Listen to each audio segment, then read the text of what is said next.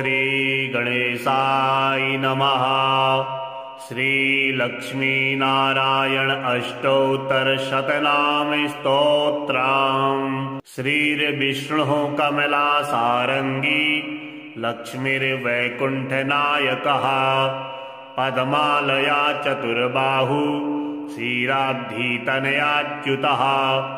इंदिरा पुण्डरीकाक्षा रमा गरुडवाहनः। भार्गवी शेषपर्यङ्को विशालाक्षी जनार्दनः। स्वर्णांगी वरदो देवी हरिरिन्दुमुखी प्रभुः। सुन्दरी नरकध्वंसी लोकमाता मुरान्तकः।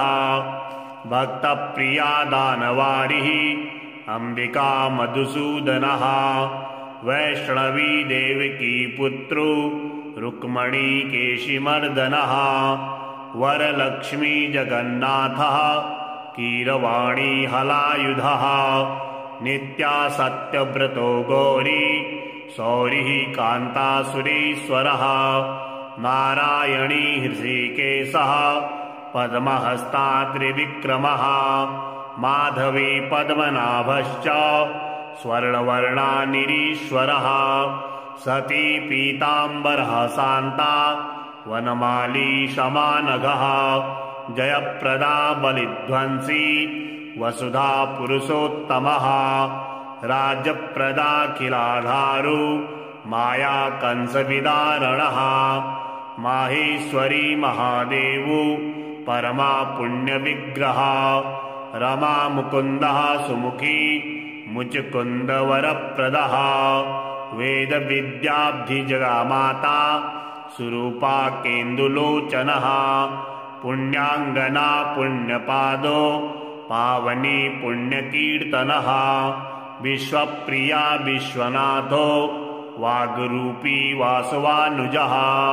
सरस्वती स्वर्णगर्भो गायत्री गोपिका प्रियः। यज्ञरूपा यज्ञभोक्ता भक्ताभीष्टप्रदा गुरुः। स्तोत्रक्रिया स्तोत्रकारः सुकुमारी सुवर्णकः। मानदी मंदरधरो सावित्री जन्मवर्जितः। मंत्रगोत्री महेश्वासो योगिनी योगवल्लभः। जयप्रदा जयकरः रक्षत्री सर्वरक्षकः। अष्टोत्तरं शतं नाम्ना लक्ष्म्या नारायणस्य च। यः पठेत् प्रातरुत्थाय सर्वदा विजयी भवेत्। श्रीर्विष्णुः कमला सारंगी लक्ष्मीर्वैकुण्ठनायकः। पद्मालया चतुर्बाहु क्षीराब्धितनयाच्युतः। इंदिरा पुण्डरीकाक्षा रमा गरुडवाहनः। भार्गवी शेषपर्यङ्को विशालाक्षी जनार्दनः। स्वर्णांगी वरदो देवी हरिरिन्दुमुखी प्रभुः। सुन्दरी नरकध्वंसी लोकमाता मुरान्तकः। भक्तप्रिया दानवारिः अंबिका मधुसूदनः। वैष्णवी देवकी पुत्रो रुक्मणी केशिमर्दनः। वरलक्ष्मी जगन्नाथः कीरवाणी हलायुधः। नित्या सत्यव्रतो गौरी सौरिः कान्तासुरेश्वरः। नारायणी हृषिकेशः पद्महस्ता त्रिविक्रमः। माधवी पद्मनाभश्च स्वर्णवर्णा निरीश्वरः। सती पीताम्बरः शान्ता वनमाली शमानघः। जयप्रदा बलिध्वंसी वसुधा पुरुषोत्तमः। राज्यप्रदाखिलाधारो माया कंसविदारणः। माहेश्वरी महादेवो परमा पुण्यविग्रह। रमा मुकुन्दः सुमुखी मुचकुन्दवरप्रदः। वेद विद्याब्धिजगामाता सुरूपा केन्दुलोचनः। पुण्याङ्गना पुण्यपादो पावनी पुण्यकीर्तनः। विश्वप्रिया विश्वनाथो वाग्रूपी वासवानुजः सरस्वती स्वर्णगर्भो गायत्री गोपिका प्रियः यज्ञरूपा यज्ञभोक्ता भक्ताभीष्टप्रदा गुरुः स्तोत्रक्रिया स्तोत्रकारः सुकुमारी सुवर्णकः मानदी मन्दरधरो सावित्री जन्मवर्जितः मन्त्रगोप्त्री महेश्वासो योगिनी योगवल्लभः जयप्रदा जयकरः रक्षत्री सर्वरक्षकः अष्टोत्तरं शतं नाम्ना लक्ष्म्या नारायणस्य च यः पठेत् प्रातरुत्थाय सर्वदा विजयी भवेत्। श्रीर्विष्णुः कमलासारङ्गी लक्ष्मीर्वैकुण्ठनायकः पद्मालया चतुर्बाहु क्षीराब्धितनयाच्युतः इन्दिरा पुण्डरीकाक्षा रमा गरुडवाहनः भार्गवी शेषपर्यङ्को विशालाक्षी जनार्दनः स्वर्णाङ्गी वरदो देवी हरिरिन्दुमुखी प्रभुः सुन्दरी नरकध्वंसी लोकमाता मुरान्तकः भक्तप्रिया दानवारिः अम्बिका मधुसूदनः वैष्णवी देवकी पुत्रो रुक्मणी केशिमर्दनः वरलक्ष्मी जगन्नाथः कीरवाणी हलायुधः नित्या सत्यव्रतो गौरी सौरिः कान्तासुरेश्वरः नारायणी हृषिकेशः पद्महस्ता त्रिविक्रमः माधवी पद्मनाभश्च स्वर्णवर्णा निरीश्वरः सती पीताम्बरः शान्ता वनमाली शमानघः जयप्रदा बलिध्वंसी वसुधा पुरुषोत्तमः राज्यप्रदाखिलाधारो माया कंसविदारणः माहेश्वरी महादेवो परमा पुण्यविग्रह रमा मुकुन्दः सुमुखी मुचकुन्दवरप्रदः वेदविद्याब्धिजगामाता सुरूपा केन्दुलोचनः पुण्याङ्गना पुण्यपादो पावनी पुण्यकीर्तनः विश्वप्रिया विश्वनाथो वाग्रूपी वासवानुजः सरस्वती स्वर्णगर्भो गायत्री गोपिका प्रियः यज्ञरूपा यज्ञभोक्ता भक्ताभीष्टप्रदा गुरुः स्तोत्रक्रिया स्तोत्रकारः सुकुमारी सुवर्णकः मानदी मन्दरधरो सावित्री जन्मवर्जितः मन्त्रगोप्त्री महेश्वासो योगिनी योगवल्लभः जयप्रदा जयकरः रक्षत्री सर्वरक्षकः अष्टोत्तरं शतं नाम्ना लक्ष्म्या नारायणस्य च यः पठेत् प्रातरुत्थाय सर्वदा विजयी भवेत्। श्रीर्विष्णुः कमलासारङ्गी लक्ष्मीर्वैकुण्ठनायकः पद्मालया चतुर्बाहु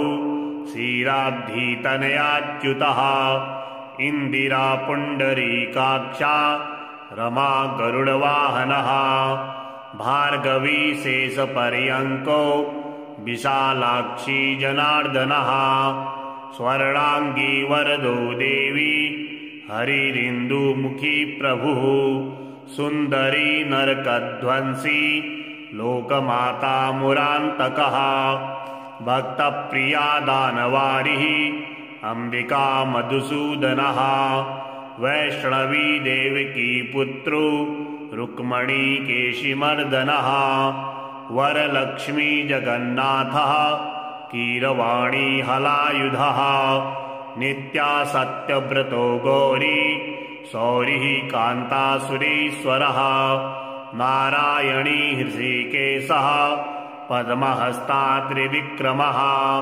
माधवी पद्मनाभश्च स्वर्णवर्णानिरीश्वरः सती पीताम्बरः शान्ता वनमाली शमानघः जयप्रदा बलिध्वंसी वसुधा पुरुषोत्तमः राज्यप्रदाखिलाधारो माया कंसविदारणः माहेश्वरी महादेवो परमा पुण्यविग्रह रमा मुकुन्दः सुमुखी मुचकुन्दवरप्रदः वेदविद्याब्धिजगामाता सुरूपा केन्दुलोचनः पुण्याङ्गना पुण्यपादो पावनी पुण्यकीर्तनः विश्वप्रिया विश्वनाथो वाग्रूपी वासवानुजः सरस्वती स्वर्णगर्भो गायत्री गोपिका प्रियः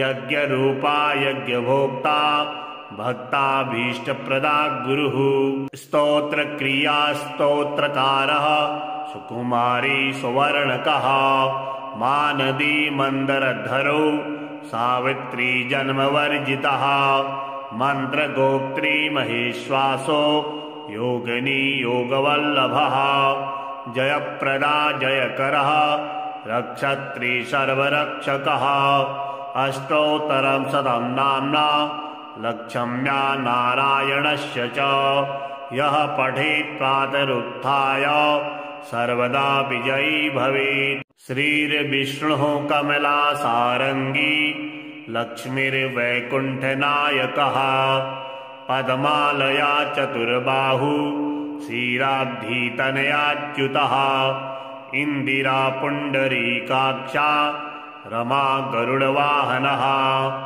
भार्गवी शेषपर्यङ्को विशालाक्षी जनार्दनः स्वर्णाङ्गी वरदो देवी हरिरिन्दुमुखी प्रभुः सुन्दरी नरकध्वंसी लोकमाता मुरान्तकः भक्तप्रिया दानवारिः अम्बिका मधुसूदनः वैष्णवी देवकी पुत्रो रुक्मणी केशिमर्दनः वरलक्ष्मी जगन्नाथः कीरवाणी हलायुधः नित्या सत्यव्रतो गौरी सौरिः कान्तासुरेश्वरः नारायणी हृषिकेशः पद्महस्ता त्रिविक्रमः माधवी पद्मनाभश्च स्वर्णवर्णानिरीश्वरः सती पीताम्बरः शान्ता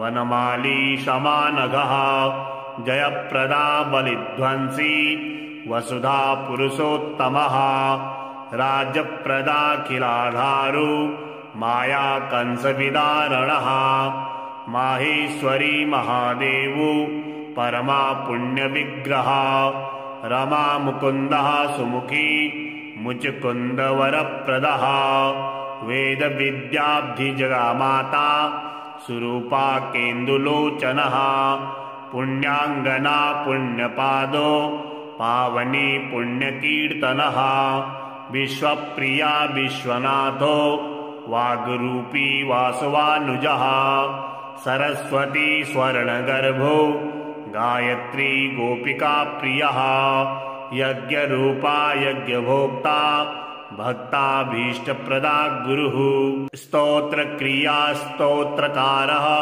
सुकुमारी सुवर्णकः मानदी मन्दरधरो सावित्री जन्मवर्जितः मन्त्रगोत्री महेश्वासो योगिनी योगवल्लभः जयप्रदा जयकरः रक्षत्री सर्वरक्षकः अष्टोत्तरं शतं नाम्ना लक्ष्म्या नारायणस्य च यः पठेत् प्रातरुत्थाय सर्वदा विजयी भवेत्। श्रीर्विष्णुः कमलासारङ्गी लक्ष्मीर्वैकुण्ठनायकः पद्मालया चतुर्बाहु क्षीराब्धितनयाच्युतः इन्दिरा पुण्डरीकाक्षा रमा गरुडवाहनः भार्गवी शेषपर्यङ्को विशालाक्षी जनार्दनः स्वर्णाङ्गी वरदो देवी हरिरिन्दुमुखी प्रभुः सुन्दरी नरकध्वंसी लोकमाता मुरान्तकः भक्तप्रिया दानवारिः अंबिका मधुसूदनः वैष्णवी देवकी पुत्रो रुक्मणी केशिमर्दनः वरलक्ष्मी जगन्नाथः कीरवाणी हलायुधः नित्या सत्यव्रतो गौरी सौरिः कान्तासुरेश्वरः नारायणी हृषिकेशः पद्महस्ता त्रिविक्रमः माधवी पद्मनाभश्च स्वर्णवर्णा निरीश्वरः सती पीताम्बरः शान्ता वनमाली शमानघः जयप्रदा बलिध्वंसी वसुधा पुरुषोत्तमः राज्यप्रदाखिलाधारो माया कंसविदारणः माहेश्वरी महादेवो परमा पुण्यविग्रह रमा मुकुन्दः सुमुखी मुचकुन्दवरप्रदः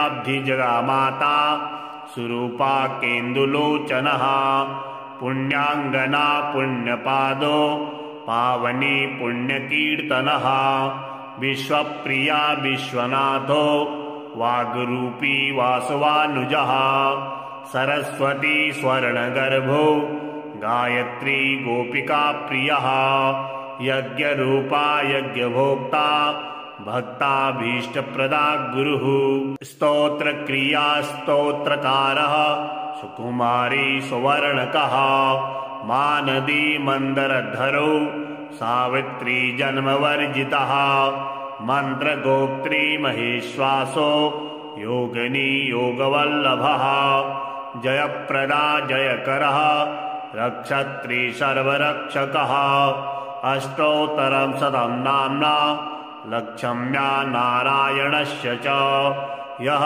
पठेत् प्रातरुत्थाय सर्वदा विजयी भवेत्। श्रीर्विष्णुः कमलासारङ्गी लक्ष्मीर्वैकुण्ठनायकः पद्मालया चतुर्बाहु क्षीराब्धितनयाच्युतः इन्दिरा पुण्डरीकाक्षा रमा गरुडवाहनः भार्गवी शेषपर्यङ्को विशालाक्षी जनार्दनः स्वर्णाङ्गी वरदो देवी हरिरिन्दुमुखी प्रभुः सुन्दरी नरकध्वंसी लोकमाता मुरान्तकः भक्तप्रिया दानवारिः अंबिका मधुसूदनः वैष्णवी देवकी पुत्रो रुक्मणी केशिमर्दनः वरलक्ष्मी जगन्नाथः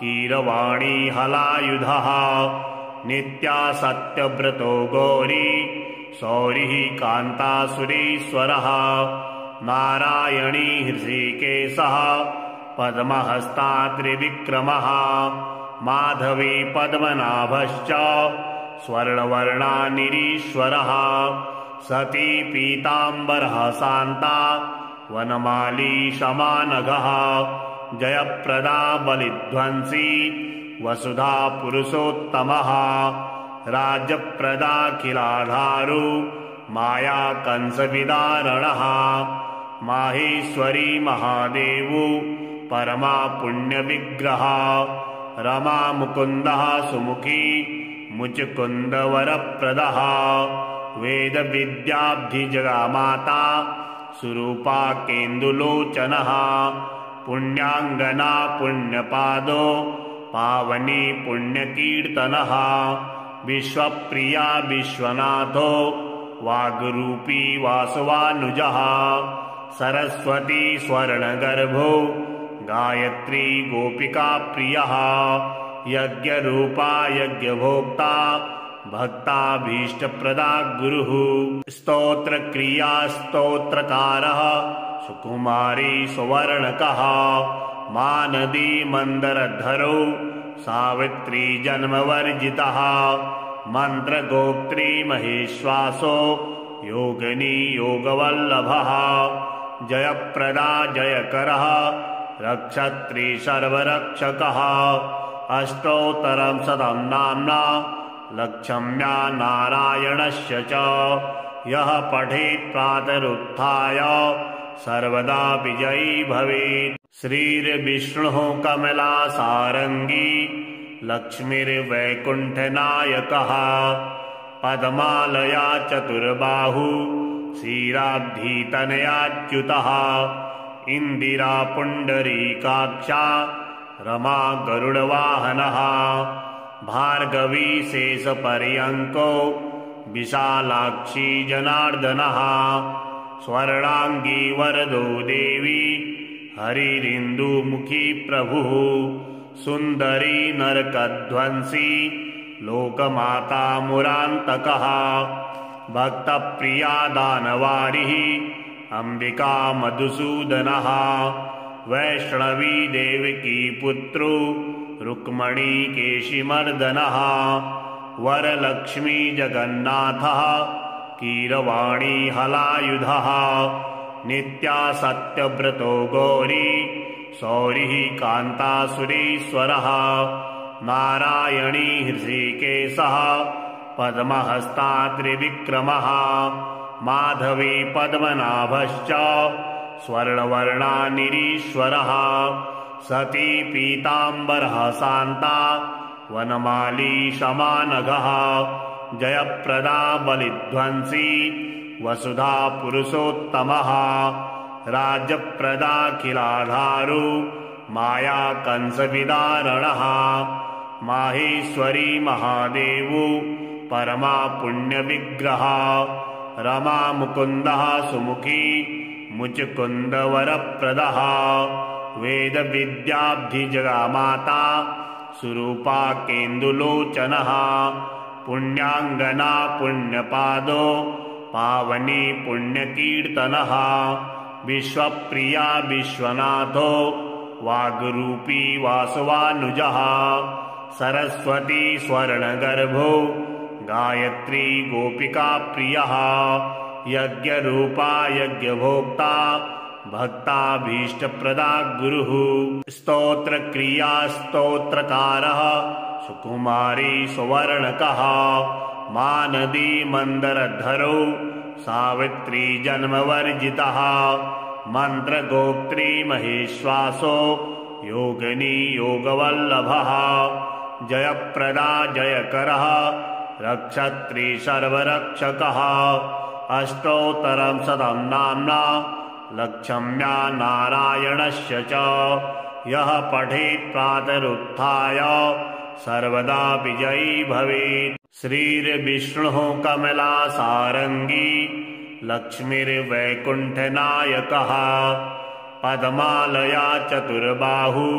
क्षीराब्धितनयाच्युतः इन्दिरा पुण्डरीकाक्षा रमा गरुडवाहनः भार्गवी शेषपर्यङ्को विशालाक्षी जनार्दनः स्वर्णाङ्गी वरदो देवी हरिरिन्दुमुखी प्रभुः सुन्दरी नरकध्वंसी लोकमाता मुरान्तकः भक्तप्रिया दानवारिः अम्बिका मधुसूदनः वैष्णवी देवकी पुत्रो रुक्मणी केशिमर्दनः वरलक्ष्मी जगन्नाथः कीरवाणी हलायुधः नित्या सत्यव्रतो गौरी सौरिः कान्तासुरेश्वरः नारायणी हृषिकेशः पद्महस्ता त्रिविक्रमः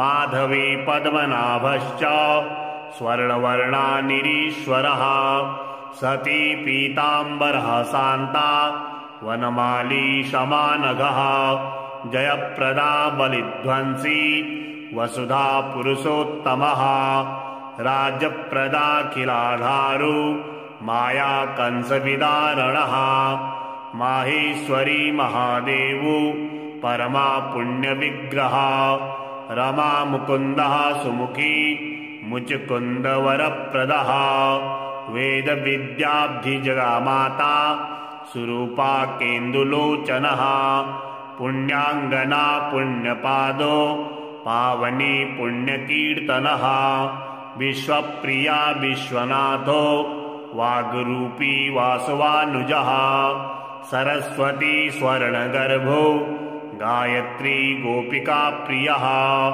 यज्ञरूपा यज्ञभोक्ता भक्ताभीष्टप्रदा गुरुः स्तोत्रक्रिया स्तोत्रकारः सुकुमारी सुवर्णकः मानदी मन्दरधरो सावित्री जन्मवर्जितः मन्त्रगोत्री महेश्वासो योगिनी योगवल्लभः जयप्रदा जयकरः रक्षत्री सर्वरक्षकः अष्टोत्तरं शतं नाम्ना लक्ष्म्या नारायणस्य च यः पठेत् प्रातरुत्थाय सर्वदा विजयी भवेत्। श्रीर्विष्णुः कमलासारङ्गी लक्ष्मीर्वैकुण्ठनायकः पद्मालया चतुर्बाहु क्षीराब्धितनयाच्युतः इन्दिरा पुण्डरीकाक्षा रमा गरुडवाहनः भार्गवी शेषपर्यङ्को विशालाक्षी जनार्दनः स्वर्णाङ्गी वरदो देवी हरिरिन्दुमुखी प्रभुः सुन्दरी नरकध्वंसी लोकमाता मुरान्तकः भक्तप्रिया दानवारिः अम्बिका मधुसूदनः वैष्णवी देवकी पुत्रो रुक्मणी केशिमर्दनः वरलक्ष्मी जगन्नाथः कीरवाणी हलायुधः नित्या सत्यव्रतो गौरी सौरिः कान्तासुरेश्वरः नारायणी हृषिकेशः पद्महस्ता त्रिविक्रमः माधवी पद्मनाभश्च स्वर्णवर्णा निरीश्वरः सती पीताम्बरः शान्ता वनमाली शमानघः जयप्रदा बलिध्वंसी वसुधा पुरुषोत्तमः राज्यप्रदाखिलाधारो माया कंसविदारणः माहेश्वरी महादेवो परमा पुण्यविग्रह रमा मुकुन्दः सुमुखी मुचकुन्दवरप्रदः वेदविद्याब्धिजगामाता सुरूपा केन्दुलोचनः पुण्याङ्गना पुण्यपादो पावनी पुण्यकीर्तनः विश्वप्रिया विश्वनाथो वाग्रूपी वासवानुजः सरस्वती स्वर्णगर्भो गायत्री गोपिका प्रियः यज्ञरूपा यज्ञभोक्ता भक्ताभीष्टप्रदा गुरुः स्तोत्रक्रिया स्तोत्रकारः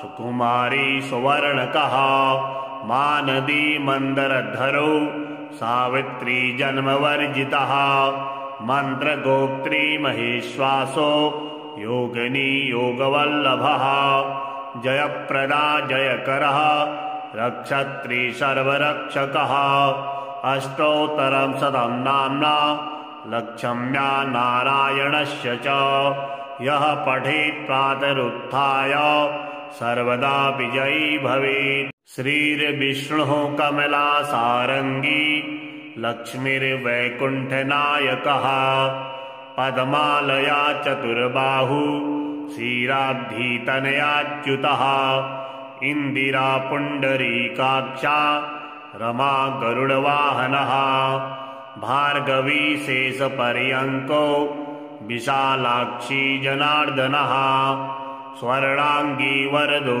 देवी हरिरिन्दुमुखी प्रभुः सुन्दरी नरकध्वंसी लोकमाता मुरान्तकः भक्तप्रिया दानवारिः अम्बिका मधुसूदनः वैष्णवी देवकी पुत्रो रुक्मणी केशिमर्दनः वरलक्ष्मी जगन्नाथः कीरवाणी हलायुधः नित्या सत्यव्रतो गौरी सौरिः कान्तासुरेश्वरः नारायणी हृषिकेशः पद्महस्ता त्रिविक्रमः माधवी पद्मनाभश्च स्वर्णवर्णानिरीश्वरः सती पीताम्बरः शान्ता वनमाली शमानघः जयप्रदा बलिध्वंसी वसुधा पुरुषोत्तमः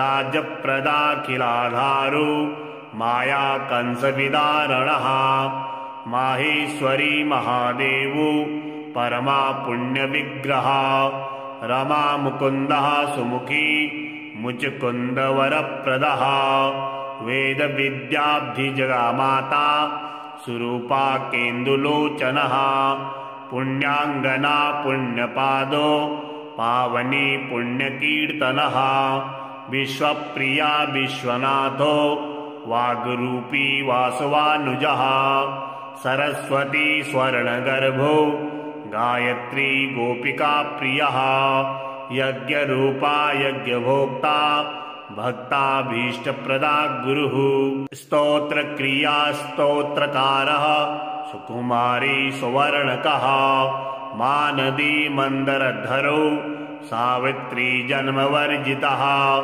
मन्त्रगोत्री महेश्वासो योगिनी योगवल्लभः जयप्रदा जयकरः रक्षत्री सर्वरक्षकः अष्टोत्तरं शतं नाम्ना लक्ष्म्या नारायणस्य च यः पठेत् प्रातरुत्थाय सर्वदा विजयी भवेत्।